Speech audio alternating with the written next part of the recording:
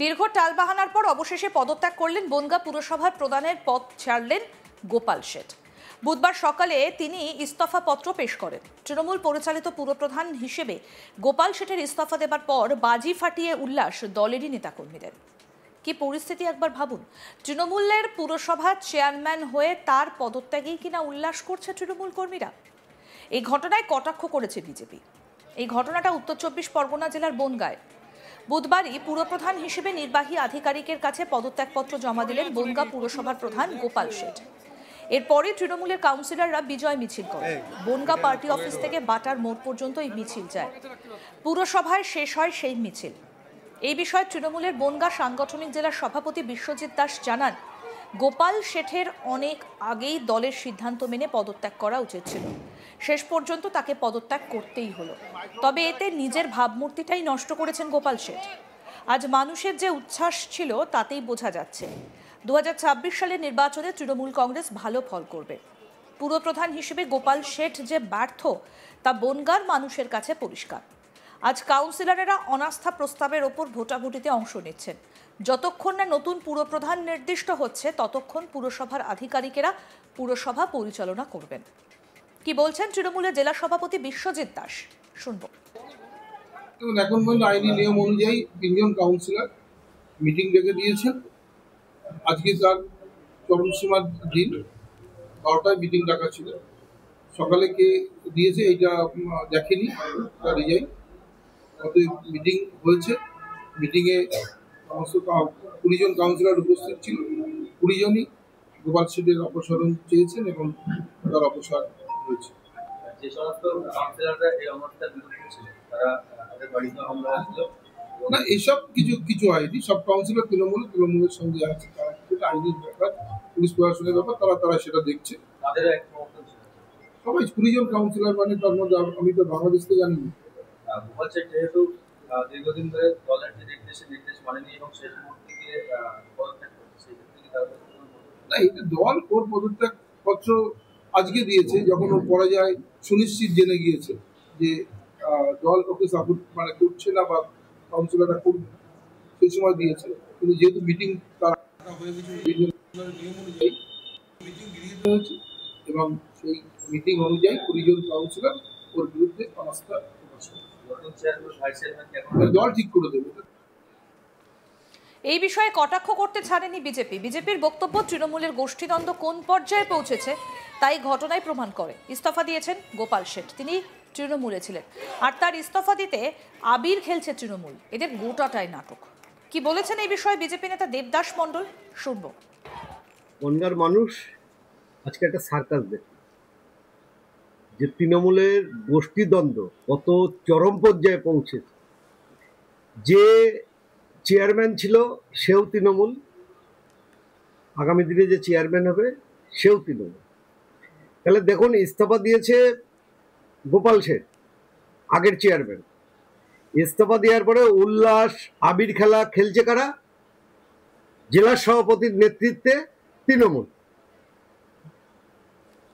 তো এটা বনগাঁর মানুষ দেখলো। আর যিনি ইস্তফা দিয়েছেন চেয়ারম্যানকে বলবো, আগের যিনি চেয়ারম্যান ছিলেন, এসব নাটক টোটালটা এদের, আমার ধারণা এদের টোটালটা নাটক। কারণ তিনি মেডিকেলের নাম করে আজকে প্রায় 1 মাস হতে গেল তিনি কলকাতায় গিয়ে ঠ্যাং তুলে বসে আছেন। আজকে বনগাঁর মানুষ যারা পৌর পরিষেবা থেকে বঞ্চিত হলো, এখনো বঞ্চিত আছে এবং অস্থায়ী কর্মচারীরাও তাদের মাইনে থেকে বঞ্চিত আছে। তো উনি নতুন করে নাটক করে এতদিন পরে উনি ইস্তফা দিলেন কেন? এগুলো প্রশ্ন বনগাঁর মানুষ করবে আগামী দিনে। আমি আগেও বলেছিলাম, এখনো বলছি, তাদের গোষ্ঠীদ্বন্দ্ব আছে। তারা পৌরসভা নিয়ে যে কাণ্ডগুলো ঘটিয়েছে আপনারা সকলেই দেখেছেন। কাউন্সিলরদের বাড়ি বম্বিং, কাউন্সিলরদের বাড়ি গুলি চালানো, একদম টোটাল একটা চিত্রনাট্য হয়েছে। আর আজকে সেই চিত্রনাট্যের একটা পরিপূর্ণ একটা সার্কাস তৈরি হলো এবং চরম গোষ্ঠীদ্বন্দ্ব রাস্তায় নেমে গেল। মানে কত বড় হাস্যকর মনে হচ্ছে যেন যে বিরোধীদের কাছে এই পৌরসভা ছিল, তৃণমূল আজকে ছিনিয়ে নিল। সেই উল্লাস আজকে বনগাঁর মানুষ দেখলো। তা এই উল্লাস আর কটা দিন করে নিন, 26-এ ভোট আসছে, আর 5-6 মাস করে নিন। এই পৌরসভা বিজেপি গড়বে, বলে দিলাম দায়িত্ব নিয়ে, বিজেপি গড়বে আগামীতে। যে সমস্ত কাউন্সিলরদের বাড়ি হামলা হয়েছে আজকে দেখা গেল তারাও সমর্থন জানিয়েছে এই আস্থা ভোটের দিকে। দেখুন, যেমন ঝাড় তেমন তার বাস, তা তারাও তো তৃণমূল। তা বাঁশের ঝাড়ে তো বাঁশ গাছই হবে, বাঁশের ঝাড়ে তো অন্য কোনো গাছ হবে না। আম গাছে তো আমই হবে, কুল গাছে কুলই হবে ফল। তো যেমন ঝাড় তেমন তার বাঁশ, ওই সব এক, সমস্ত চোর চুরটা মিলে মিশে এক হয়ে গেছে। আজকে যে কাউন্সিলরদের মিটিং ছিল সেখানে কি আপনাকে দেখা গেছে? দেখুন, আমি যেহেতু একটা কাউন্সিলর, আমাকে তো ভালো চিঠি দিতেই হবে, দিয়েছিল, যাইনি, যেতাম না। আগামীতে যে বোর্ড গঠন নতুন করে যে হবে সেটা তো বলতে পারবেন। দেখুন, আগামী দিনে কি হবে সেটা আগামী দিন বলবে। পলিটিক্সে ভবিষ্যৎবাণী কেউ করতে পারেনি, ভবিষ্যৎবাণী হয় না। তো আগামী দিনের গল্প আগামী দিনে হবে। এবং এই বিষয়টাকে কেন্দ্র করে যথেষ্ট পরিমাণে চাঞ্চল্যের সৃষ্টি হয়েছে এবং ভোটের আগে এই ধরনের একটা ঘটনা তৃণমূলের নাটক বলে কটাক্ষ করা হচ্ছে বিজেপির তরফ থেকে। দেখুন, একজন পদত্যাগ করায় কিভাবে রীতিমতো হোলি খেলা হচ্ছে। বনগাঁ পৌরসভা এলাকায় এই ঘটনা ভোটের আগে তৃণমূলের গোষ্ঠীদ্বন্দ্বকে আবারও প্রকাশ্যে এনে দিল।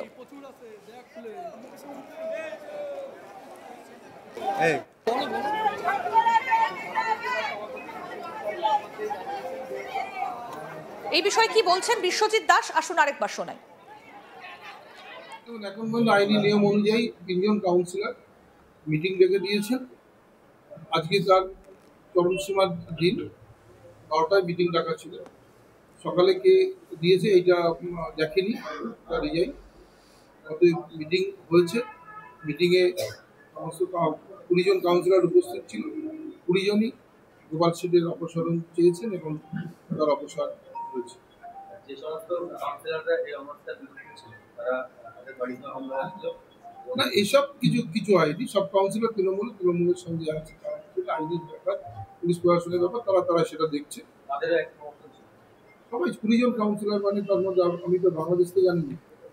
বলছে যেহেতু দীর্ঘদিন ধরে দলের যে নির্দেশ মানেনি এবং শেষ মুহূর্তে গিয়ে পদত্যাগ করেছে, সেই ক্ষেত্রে তারা না, এটা দল ওর পদত্যাগ পত্র আজকে দিয়েছে, যখন ওর পরাজয় সুনিশ্চিত জেনে গিয়েছে যে দল ওকে সাপোর্ট মানে করছে না বা কাউন্সিলররা করবে, সেই সময় দিয়েছে। কিন্তু যেহেতু মিটিং তার হয়ে গেছে নিয়ম অনুযায়ী মিটিং গৃহীত হয়েছে এবং সেই মিটিং অনুযায়ী 20 জন কাউন্সিলর ওর বিরুদ্ধে অনাস্থা প্রকাশ করে। নতুন চেয়ারম্যান ভাইস চেয়ারম্যান কেমন দল ঠিক করে দেবে। দেখুন, এখন পর্যন্ত আইনি নিয়ম অনুযায়ী 3 জন কাউন্সিলর মিটিং ডেকে দিয়েছেন। আরও আপডেট পেতে দেখতে থাকুন আজ তাক বাংলা, সাবস্ক্রাইব করুন, নোটিফিকেশন পেতে বেল বাটন অপশন প্রেস করুন।